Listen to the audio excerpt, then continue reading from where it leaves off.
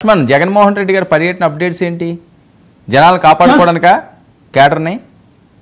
Sir, ఇక్కడ వర్మ గారు జగన్మోహన్ రెడ్డి గారు తీసుకున్నటువంటి నిర్ణయం ఏదైతుందో ఈ నెలలో ఏదైతే ప్రతి జిల్లా కూడా పర్యటన చేసి అక్కడ మరి నాయకుల్ని మా కార్యకర్తలందరినీ కూడా సమన్వయపరుస్తాం, పార్టీ క్యాడర్ని అంతా బలోపేతం చేస్తాం.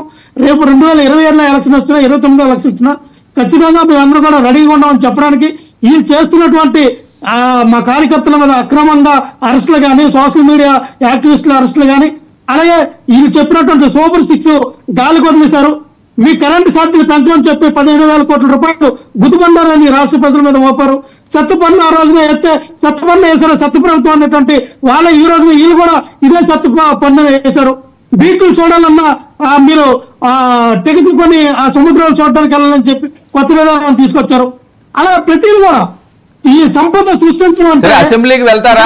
బడ్జెట్ సమావేశాల కన్నా